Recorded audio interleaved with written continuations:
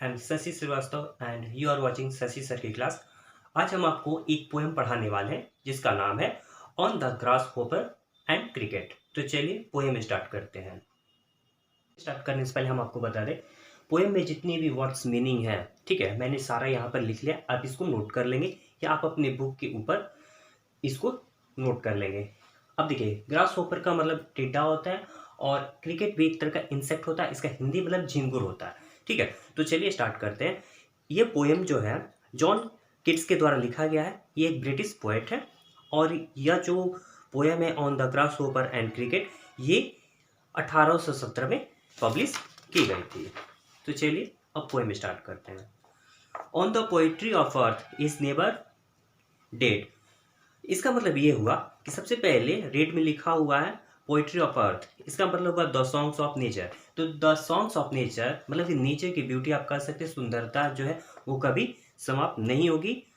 When all the birds are faint. तो देखिए, फेंट का मतलब होता है एक तरह का थका मूर्छित होना। विद द हॉट सन, तो जब गर्मी होती है, सन काफी तेज होता है, तो उस समय क्या होता है कि सारे पशु पक्षी जो होते हैं वो थक जाते हैं, मतलब कि मूर्छित हो जाते हैं गर्मी से। And hide in cooling tree. Hide मतलब अपने आप को छिपा लेना।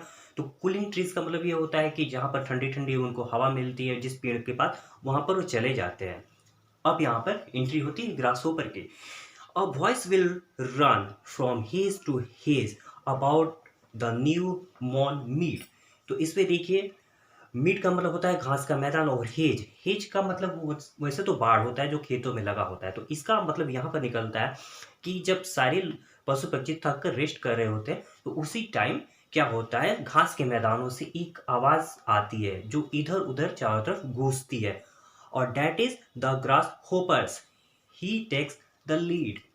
और यह कौन है, यही ग्रास होपर है। और in summer luxury he takes the lead in summer luxury. इसका मतलब ये हुआ कि ग्रास होपर को कौन सा सीजन पसंद है, तो उसको समर सीजन पसंद है, और वो सीजन मतलब कि समर सीजन में वो क्या कर रहा है, आनंद उठा रहा है। For when tired out the fun. तो देखिए, इसका मतलब होता है टायर्ड होना मतलब थकना। तो जब वो फन करके थक जाता है, डिलाइट का मतलब होता है प्रसन्न। तो ठीक है, तो जब वो थक जाता है, ही रेस्टेड एट एज। एज मतलब होता है शांति। बीनीथ सोम प्रेजेंट वीड। वीड मतलब होता है घास। तो जब थक जाता है तो भी घास के नीचे आकर रेस्ट करने लगता है। जब वो अपने फन से, मतलब कि जो समर का फन है, वो जब अच्छे से उस मजा उठा लेता है, तो जाकर घास के मैदान में कहीं छिप जाता है, मतलब रेस्ट करने लगता है वो भी। आगे लिखा हुआ है the poetry of earth is ceasing never. Ceasing का मतलब होता है जो कभी समाप्त ना हो। तो ये पृथ्वी की सुंदरता है, मतलब कि ये नेचर है, ये कभी समाप्त नहीं होगा। अब एंट्री होती है किसकी, क्रिकेट की। On the long winter evening. तो अब सीजन बदल गया है, अब विंटर सीजन है और शाम का सीजन है, मतलब कि शाम अब खत्म होने और रात हो रही है। Wien the Frost. फ्रॉस्ट का मतलब होता है तुषार। तो देखिए, तुषार का मतलब ठंड, तो ठंड पड़ रही है। He was route a silence.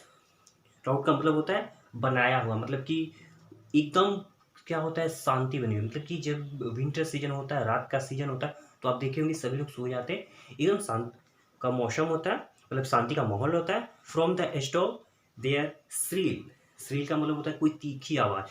तो आपको तो ये पता होगा कि स्टोव मतलब कि जहाँ पर कुछ आग उग जलता है, ठीक है, तो लोगों के घर में जनरली ये जलता है। तो अब एंट्री करता है एक तीक्ष्ण, मतलब कि काफी तीखी आवाज के साथ, द क्रिकेट सॉन्ग। तो क्रिकेट जो होता है वो अपना गाना स्टार्ट करता है रात में, ठंड की रात में। इन वार्मथ इन इंक्रीजिंग एवर। और क्या होता है, वो माहौल को पूरा गर्म बनाता है। And seems to one is draw सीनियस। देखिए, इसका मतलब होता है कि लोग आधी नींद में। तो जब लोग की नींद आधी खुलती है, या तो उनको ऐसा लगता है, जब वो क्रिकेट की आवाज़ को सुनते हैं, तो उनको याद आता है कौन, उनको वही ग्रास होपर याद आता है। The grasshopper's among some grassy hills. Grassy hills का मतलब घासदार। तो घास के मैदान में जो ग्रास होपर था, जो समर में आवाज़ निकाल रहा था, अब विंटर में जब लोगों की आधी नींद खुलती है, मतलब आधी नींद में होते हैं कह सकते हैं, तो जब वो क्रिकेट की आवाज़ सुनते हैं, तो उनको वही वो ग्रास होपर याद आता है। तो इस तरह से ये पूरा पोएम मैंने यहाँ डिस्क्राइब कर दिया, वर्ड्स मीनिंग भी मैंने यहाँ लिख दिया। आशा है कि आपको अच्छे से समझ में आ गई होगी। क्लास यहीं समाप्त होता है। ये पोएम आपको अच्छे से समझ में आ गया होगा। आप इसे लाइक कर सकते हैं। अगर कोई प्रॉब्लम हो तो कमेंट बॉक्स में पूछ सकते हैं। हमारी मुलाकात फिर होगी एक नए वीडियो में एक नए टॉपिक के साथ। तब तक के लिए बहुत बहुत धन्यवाद। Thank you.